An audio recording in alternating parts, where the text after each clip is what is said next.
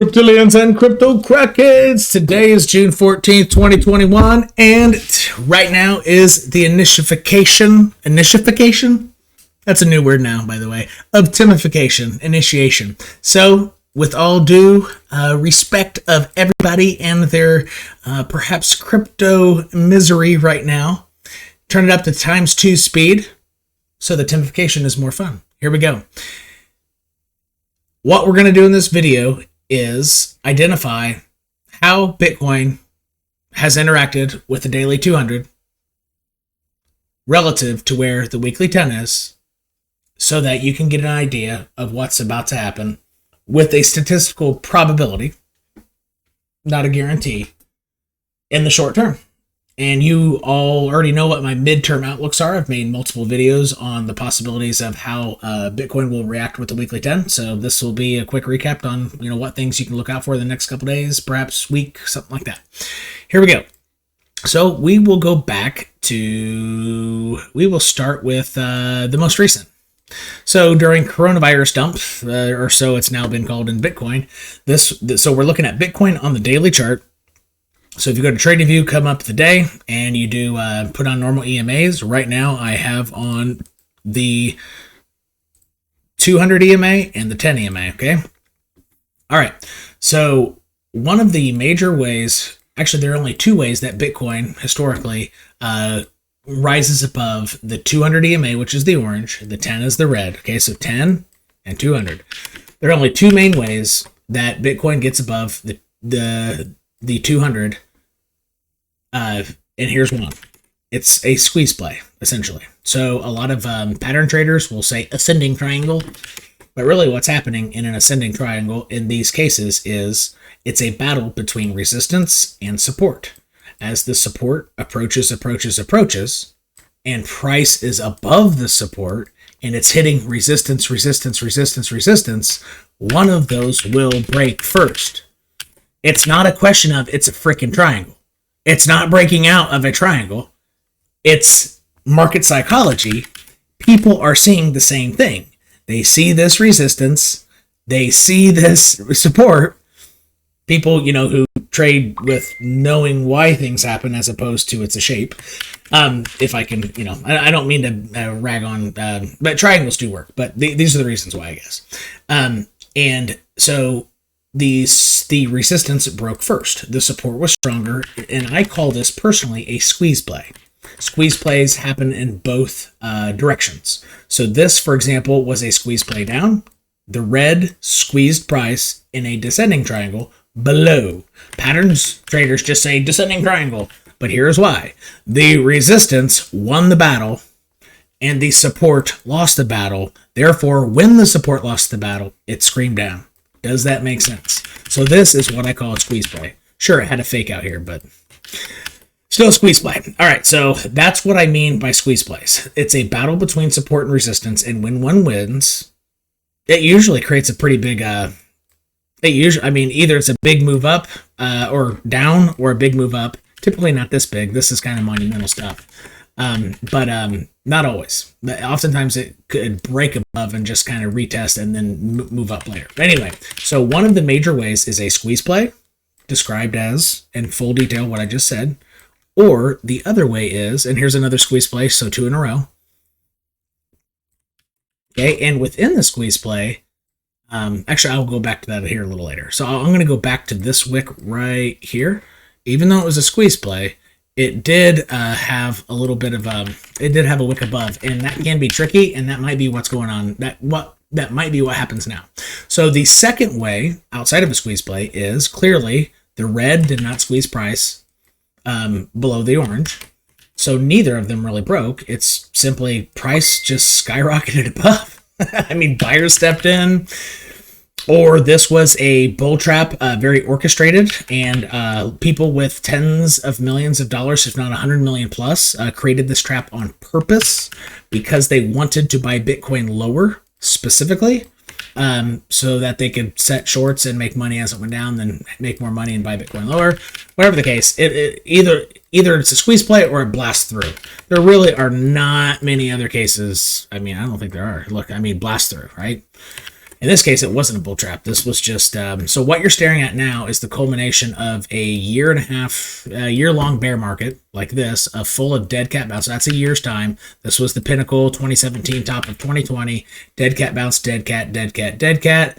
And if you want to see a cool squeeze play down, I think it was the 10 and the 89.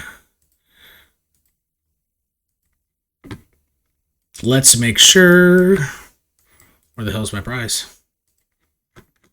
Okay. Oh. Pretty sure it was the 10 and 8. Yeah. So on a weekly scale, what drove this down? Well, I don't know if it's what drove, but what appeared to drive it down is the 89 held price as support, and squeeze price can go the other way too, right? So the 10 squeezed price below the 89 because the 89 was support.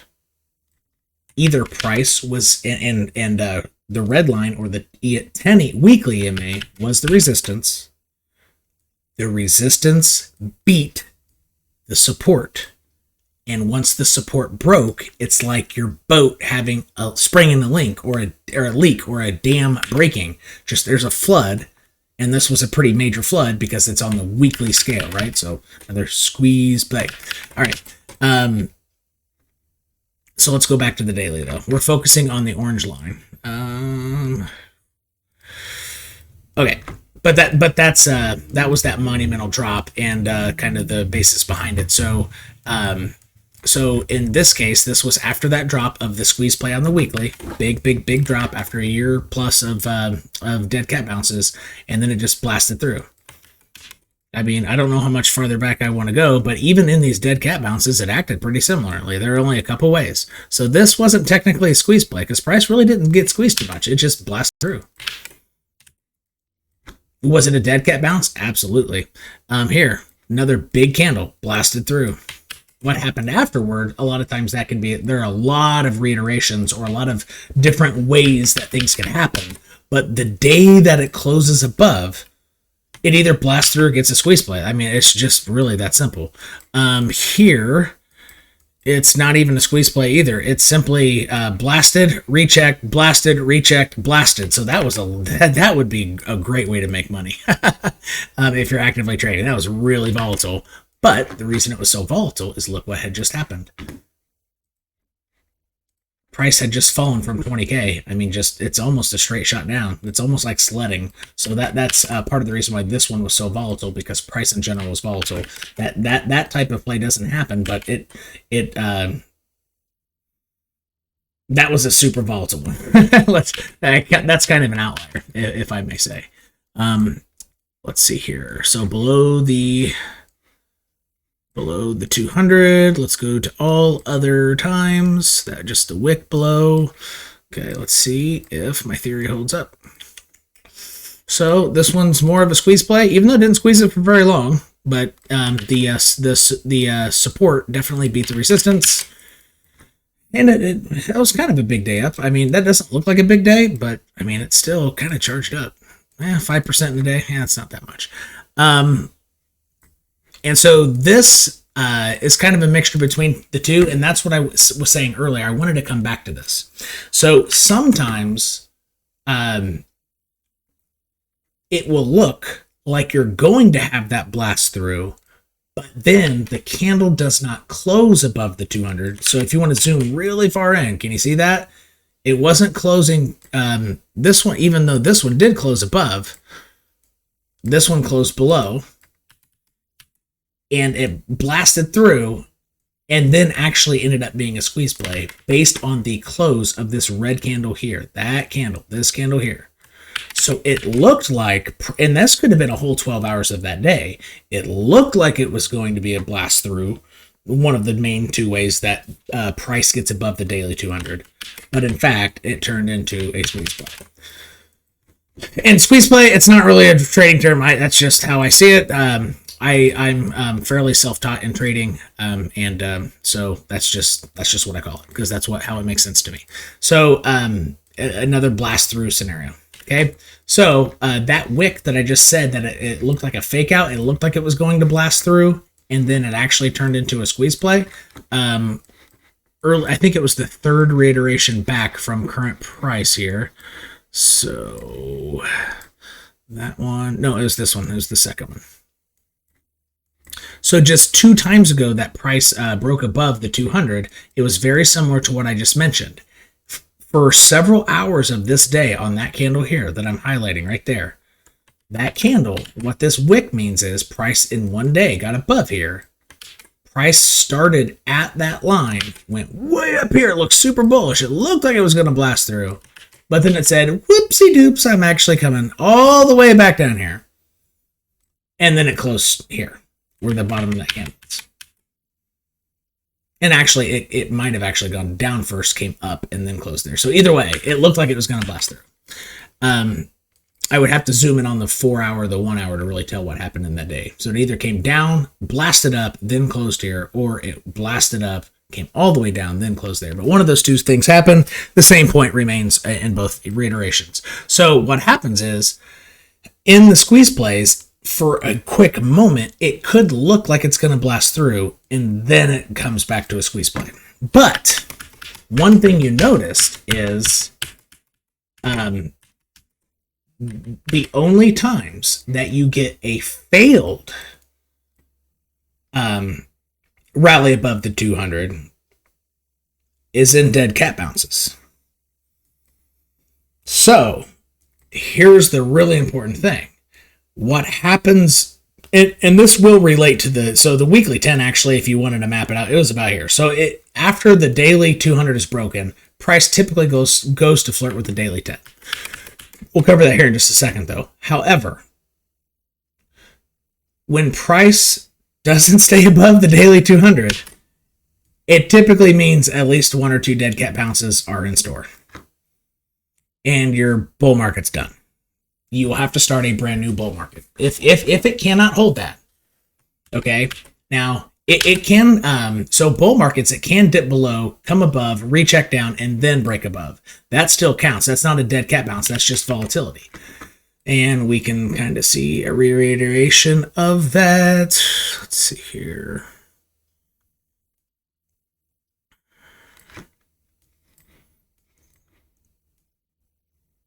That was a dead cat bounce. Let's see here. Nope, I guess it really doesn't do that, does it? I thought it had done that. Here, yes, okay. So even in 2013, it did come above, blasted through, came back down to check below, and then it continued its bull run, essentially. I mean, depending if you could call this still part of a bull run. But its bull run was still intact if you zoomed out on a yearly basis. Like this from here to here was a bull run with a year of sideways. So I think this is roughly a year from there to there. Nope, only 200 days. So it's done it once. It did it in 2013. But the days will not close back below the 200. So if we see that Bitcoin gets, closes several days. You'd want to see several days above the 200. If Bitcoin comes back down and closes days below the 200, that means the bull market has been over since that drop. That was the end of the bull market. Whenever another bull run starts, it will technically be a new one. I mean, that's what that means. However, what could happen is if it happens quickly, close a candle, something like that, then comes back down, gives one more poke, closes 1 or 2 days below, then charges up. Okay, that could happen, but it's going to have to happen really quickly. This retracement just to test below would have to happen fast, within days, like 5 days, maybe 7 at the most. But if we see price really come up here, even if it's at 48 or whatever, 50, somewhere around this line, and then it closes a day back below the 200, that means this was when price started falling during those scary times, beginning, middle of May. That truly was the end of the bull market. So the daily 200 is a pretty important indicator. Now, if I can go like this and try to draw a line at the 200, I can draw better. so we can see, so I can flip to the daily. And so you can then see, or I mean, flip to the weekly, and then see as price gets above this pink line that I'm drawing, even though it'll be on the weekly chart, this line will stay at the same price points. You can see how price interacts with the weekly 10. Okay, and a lot of times that weekly 10 in dead cat bounces ends up being that top resistance that shoves then price back below the daily 200, even though the daily 200 was broken. So it's kind of like your first tip off that, oh crap, it's going to crash down below the daily 200. So now I'm on the weekly chart. I'm going to take everything off but the red, which is the weekly 10. And hopefully my pink line is still there, which it is. Okay. So price actually broke above both in this case and fell back below both. So that's not a great example. Oh, this was the bull run, that's why, of 2017. Okay, here are those dead cat bounces. Perfect. Okay, so in this case, price broke above the daily 200, which is the pink line. It couldn't close more than one candle-ish. Yeah, actually, this is only one candle close. So the 10 ended up technically being resistance. It pushed price back below the 200, which is the pink line.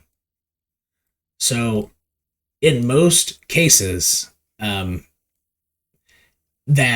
on a dead cat bounce, that then price goes above the weekly 10 first, it will also often poke its head above the daily 200, and then they flip rolls. Can you see that? So this wouldn't happen for like 6 months if Bitcoin truly entered a nasty bear market where we hit 20K, 18K or something.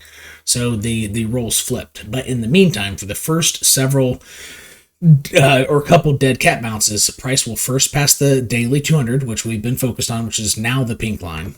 It was the red. It was the orange line earlier, and then it ends up getting rejected by the weekly 10.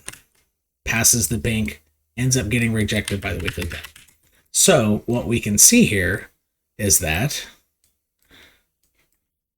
the weekly 10 is actually pretty close to it. So price could come all the way up here in 1 week. The next week starts here and closes way below. So the thing is that if price were to come back down and close below the daily 200 EMA, you're going to know it the week after a week closes above this, or a week essentially closes above this. You're going to know it the next week because these lines are so close, as opposed to this red line being way up here. Price breaks this and it takes a while to get above that, and you actually don't know for a while if this is a dead cat bounce. So here is actually one of the cool things about the lines being so close, is the likelihood of knowing whether this is going to be a dead cat bounce or not. You're going to know the next week, because the chance of another, like 2 green candles in a row, and then it turns into a dead cat bounce, it's not that high of a chance.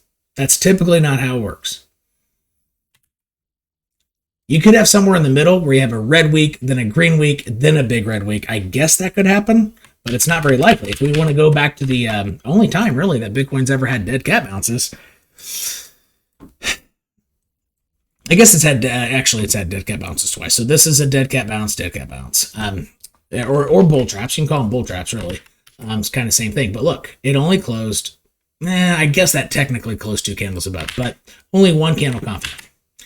Here was a monumental bull trap. I think this is the only time that's happened, is when price closes multiple weeks and goes significantly above the weekly 10 and the daily 200, and it was actually a trap. This was a monumental trap. I think it's unlikely that happens, but it could, because what's more likely to happen based off all these iterations is that it happens quickly. You close a week above the weekly 10, the next week you know. Actually, well, I guess technically it's 2 weeks, but it's a big red week, you know it's going to come down. So you know the next week. It closes, this one did not close above the weekly 10. So it closed above the weekly 10, you knew in 2 weeks. So I guess it could be 2 weeks.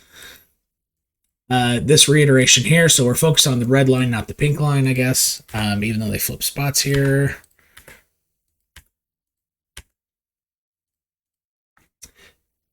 It closed above, had one more week. You knew 2 weeks later. So 1 to 2 weeks later. I guess it won't be the absolute next week because the daily 200 and the weekly 10 were pretty close together there. So you'll know between 1 and 2 weeks later if this is going to be a dead cat bounce. So I was thinking that we would know that it would take a lot longer to know. And I don't think it'll take that much longer after the point that a week closes above here. So we might know soon, especially if price wants to get up past 44K this week, which honestly it might. If it closes here, goes up one more week, which technically is kind of likely. That's what about half the reiterations or versions did back there. You're going to know the week thereafter whether this is a dead cat bounce, which is why I've been trying to let you all know that looking to hold some tether around that point that Bitcoin gets above. I've been saying it forever and ever. So these are the things that I'm looking at, and these are some of the reasons behind whether it's support and resistance, a lot of the things that cause buyers and or sellers to step in. And as a summary of the three main, let's see here, I guess guesses that I have for midterm price movement between now and January, let's say, is that let's do 3 different colors. Let's say price comes up roughly to 40, let's say 48K, something like that. Could be plus or minus, could be 50, could be 46, something like that. 48K comes back down to check something like either 38 or 35. It could come down all the way here, but let's just say roughly 39, maybe as low as 35. And then it closes a week above here, maybe gets a tiny test, and then makes all-time highs this year. And the 4-year cycle is intact. So in this guess, that would mean that this was just, I don't like the word manipulation, but it was orchestrated because big institutions wanted to buy Bitcoin down here, and then they let go of their pressure down, and the market resumes as normal, and Bitcoin gets, continues its bull run perhaps to 200 or a quarter million this year. So that would be my guess for that one. I don't know if that's most probable. Honestly, I don't think it's most probable, but we'll see. The second most likely scenario of our 3 most probables, just to reiterate, is price goes even higher than that, has an aggressive bull trap, comes back down, makes a lower high, then makes a lower low. Did you do that? All right, let's do that one more time. Goes up higher than 49 significantly, maybe up to 52, comes down here for a normal retest, makes a lower high, then comes all the way down here. Perhaps as low as 24, 23, 25, somewhere around there. So let's actually make this lower.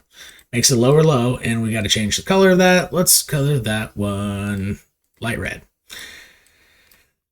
These are the 2 most profitable possibilities.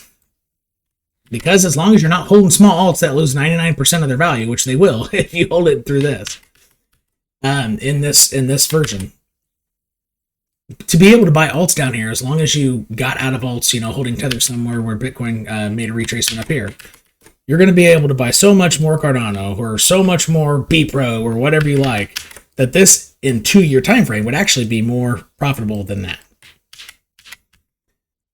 Not in a 6-month or not in a 6-month time frame, but in a 2-year time frame. All right, and then the third most probable is it ranges out, and honestly, it bores people to death